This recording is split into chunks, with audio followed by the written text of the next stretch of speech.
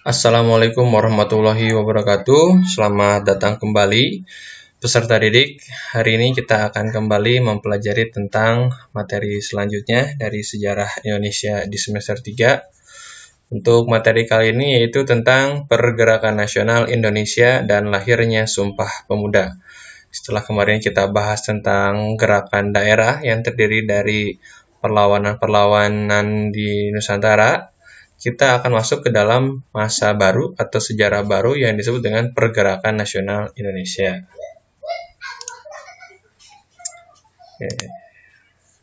Adapun materi yang akan kita bahas hari ini terdiri dari beberapa bab ya. Yang pertama ada politik etis, kemudian organisasi pergerakan nasional, dan yang ketiga peran dan makna Sumpah Pemuda.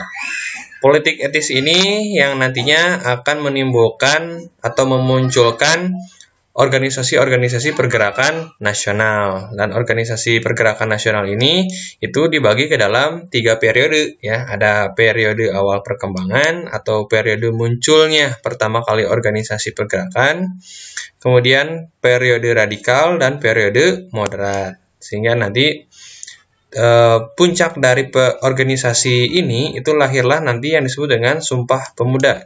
Sumpah di mana sudah muncul kata Indonesia yang nanti menjadi viral bahwa masyarakat kita atau bangsa kita itu disebut sebagai bangsa Indonesia.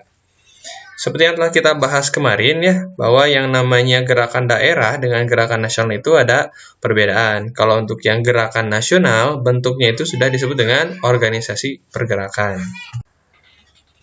Nah, ini ada beberapa periode pergerakan nasional. Ada 3 periode pergerakan nasional ya. Yang pertama ada periode awal perkembangan, periode radikal, dan periode moderat. Untuk periode awal perkembangan itu ada 3 organisasi, yaitu Budi Utomo, Sarekat Islam, dan Muhammadiyah.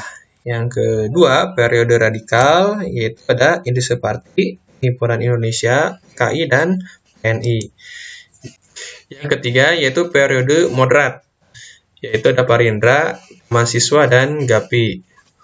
Nah, di sini Bapak tidak akan menjelaskan seluruhnya organisasi dari awal sampai akhir. Kalian baca aja sendiri, nanti kalau misalkan ada yang tidak dipahami boleh langsung aja ya. Jadi Bapak di sini jelasannya secara singkat aja. Kalau periode awal perkembangan di sini adalah periode di mana munculnya organisasi-organisasi pertama ya, kayak ada Budi Utomo. Budi Utomo ini yang lahir organisasi pertama yang ternyata cakupannya itu tidak hanya sekedar satu wilayah. Walaupun hanya wilayahnya itu hanya Jawa dan Bali saja, tapi itu sudah menghubungkan 2 pulau di Nusantara dan menjadi pemicu lahirnya organisasi lain. Makanya Budi Utomo ini nanti hari lahir Budi Utomo ini dijadikan sebagai hari kebangkitan nasional. Yang kedua ada Sarekat Dagang Islam ya. Di sini ada Sarekat Dagang Islam. Yang ketiga ada Muhammadiyah.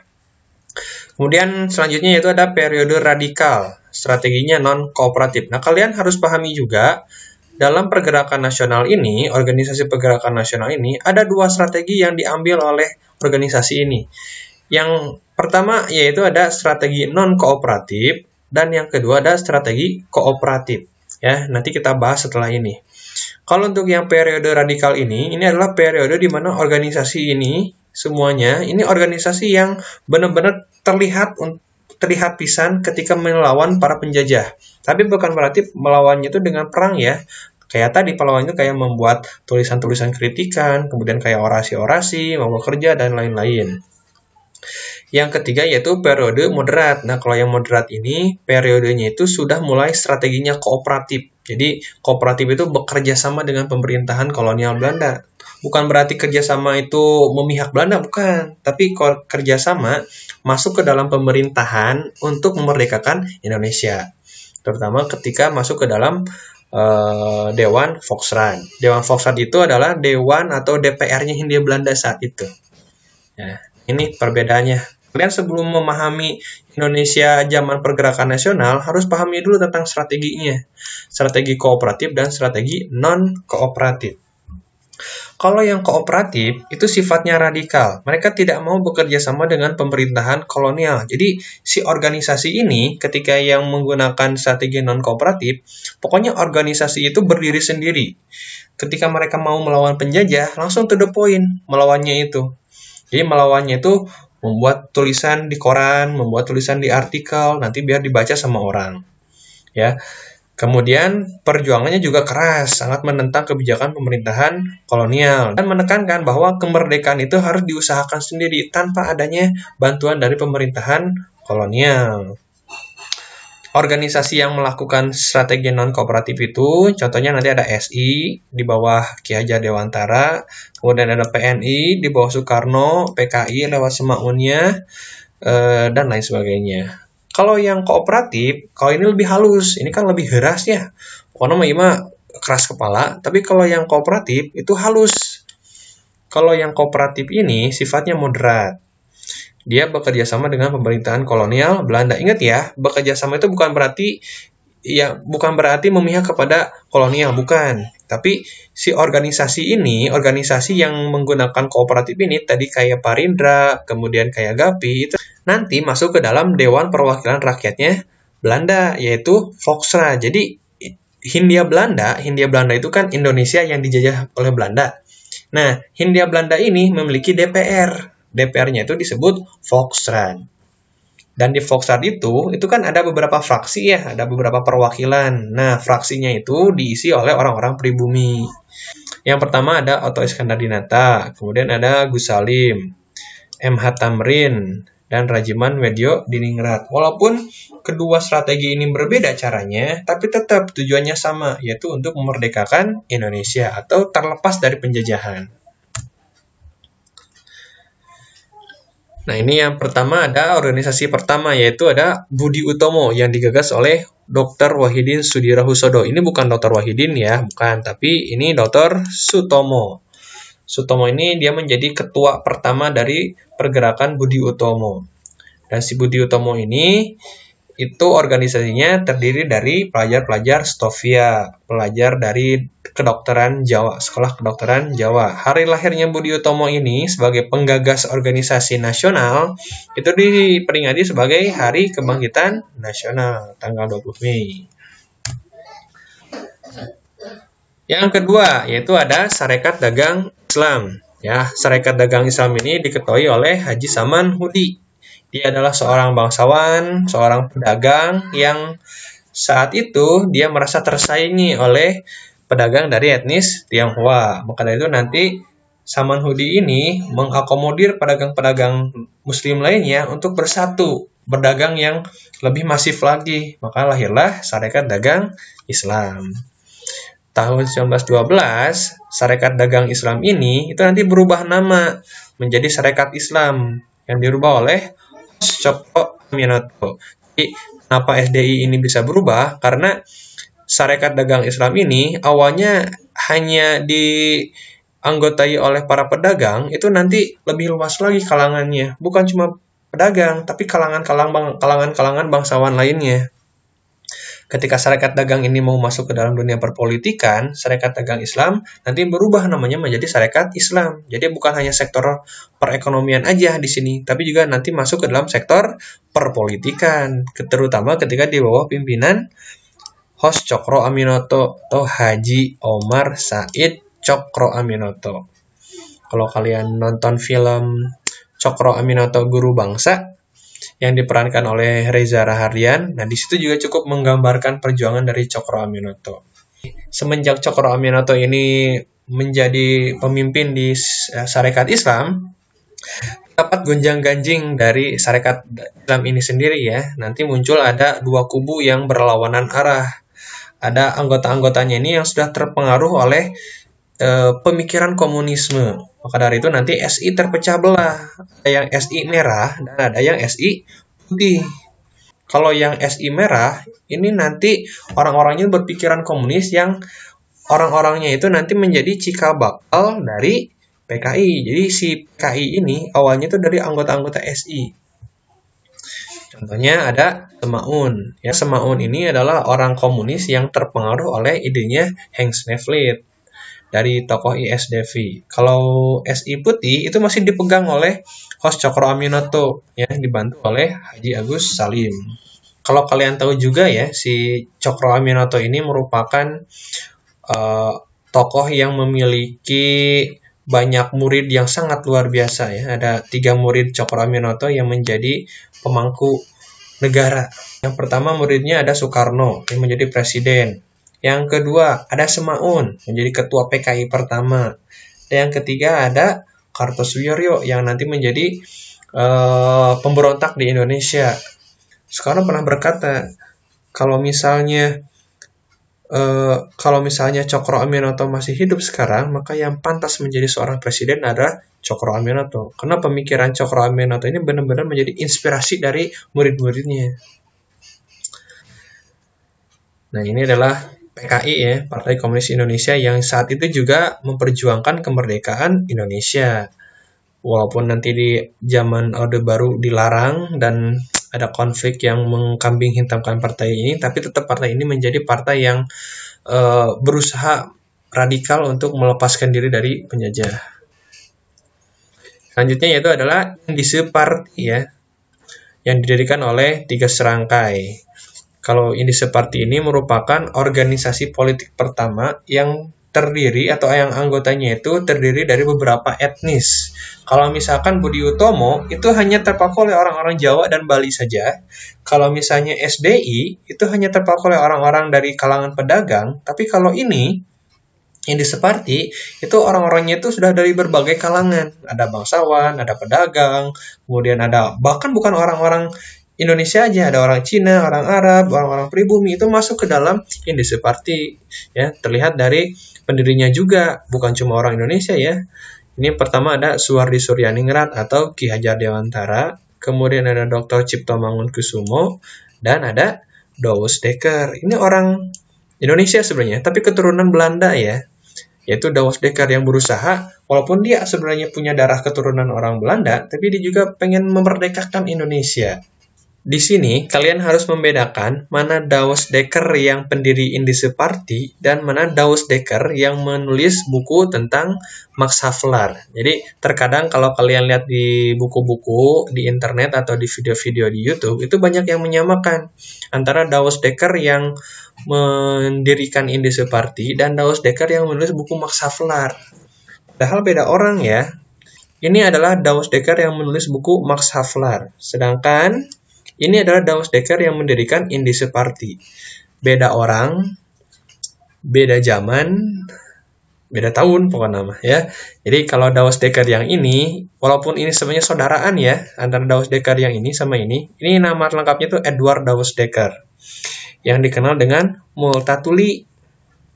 Lahirnya di Belanda dan meninggalnya di Jerman. Dia menulis buku Max Havelaar yang berisi tentang kritikan terhadap pemerintahan kolonial. Sedangkan ini, E.F.E. Douwes Dekker atau bisa disebutnya Ernest Douwes Dekker, itu disebutnya Danudirja Setiabudi. Ini Edward Douwes Dekker, ini Ernest Douwes Dekker. Nama lainnya, ini Multatuli, nama lain yang ini itu Danudirja Setiabudi. Kalau kalian pernah main ke Bandung, terutama ke UPI ya, Universitas Pendidikan Indonesia, di situ ada jalan, namanya Jalan Dr. Setiabudi. Diambil dari sini nih, dari Danudirja Setiabudi. Dia ini orang keturunan Belanda, tapi lahir di Indonesia dan meninggal pun di Indonesia. Jadi kalau kalian menemukan video atau artikel yang menyamakan dua orang ini, itu salah. Jangan diambil sumber video tersebut atau sumber artikel tersebut. Selanjutnya di sini ada contoh perjuangan non-kooperatif ya. Ini masih dari kalangan Indise Parti yang ditulis oleh Ki Hajar Dewantara atau Suwardi Suryaningrat. Jadi Ki Hajar Dewantara ini menulis artikel tentang kritikan terhadap pemerintahan Hindia Belanda. Yang artinya jika saya seorang Belanda atau jika saya Nederlander. Ini menceritakan tentang bahwa orang pemerintahan Belanda akan merayakan hari kemerdekaannya dengan cara mengambil sumber daya alam yang sangat banyak dari Indonesia. Dan itu dikritik oleh Ki Hajar Dewantara lewat tulisannya. Nih, lewat tulisannya yang berjudul Jika Saya Seorang Nederlander. Selanjutnya yaitu ada Partai Nasional Indonesia yang dibentuk tanggal 4 Juli 1927 di Bandung. Dan diketuai oleh Soekarno ketika Soekarno menjadi mahasiswa di THS atau Teknik Holland School yang sekarang jadi ITB. PNI ini itu strateginya non-kooperatif sama kayak Indonesia Party, tidak bekerja sama. Pokoknya ini adalah partai yang paling menggebu-gebu dalam melawan pemerintahan kolonial Belanda. Terutama Soekarno-nya ya, yang paling banyak orasi, orator ulung makanya Soekarno itu. Dan mempunyai ideologi Marhainisme yang cikal bakalnya nanti jadi berdiri di atas kaki sendiri. Tanggal 4 Juli ini bagi Soekarno itu bukan hanya sekedar tanggal biasa. Ya, tanggal 4 Juli ini diambil dari hari kemerdekaan Amerika Serikat. Kalau kalian tahu lagu Katy Perry yang Fireworks itu ada kata-kata 4 Juli. Jadi Soekarno itu berusaha untuk menginspirasi anggotanya bahwa Amerika pun bisa merdeka. Dan Indonesia juga harus bisa merdeka dari Belanda, seperti itu. For your information aja ya. Jadi ketika Soekarno di Bandung itu, Soekarno sekaligus memperistri ibu kosnya ya. Namanya Inggit Garnasih. Soekarno muda. Ini ada poster yang dibuat oleh PNI, orasi yang dilakukan oleh Soekarno yang sangat menggebu-gebu ya, bagi pemerintahan kolonial. Orasi yang dibuat oleh Soekarno itu sangat membahayakan pemerintahan kolonial. Maka dari itu, pemerintahan kolonial Belanda itu nanti mempenjarakan Soekarno di penjara Banceuy dan Sukamiskin. Nah, di penjara di Bandung inilah Soekarno nanti membuat suatu catatan yang sangat terkenal yang disebut dengan catatan Indonesia Menggugat. Kalau kalian main ke Bandung itu nanti ada gedung Indonesia Menggugat ya, yang dibuat oleh Soekarno terhadap pembelaan dirinya terhadap pemerintahan kolonial Belanda. Dan di saat-saat Soekarno lagi di penjara juga, Soekarno selalu ditemani oleh istri tercintanya, yaitu Inggit Garnasih yang tidak lain adalah ibu kosnya. Next.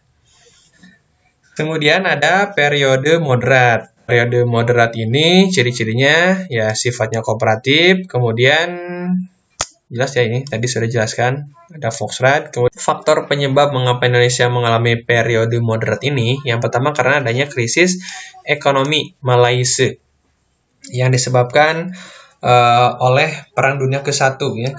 Ketika Perang Dunia I selesai tahun 1918, seluruh atau hampir semua negara-negara Eropa itu banyak yang mengalami krisis ekonomi, terutama Belanda. Jadi ketika Belanda juga mengalami krisis ekonomi, Belanda nanti menerapkan ekonomi yang cukup keras juga ke negara jajahannya. Jadi negara jajahan itu dikuras habis-habisan sumber daya alamnya untuk mengatasi krisis ekonomi yang dialami oleh Belanda. Gitu. Yang kemudian ada sikap keras pemerintahan kolonial terhadap tokoh-tokoh pergerakan nasional, terutama oleh Jenderal De Jong.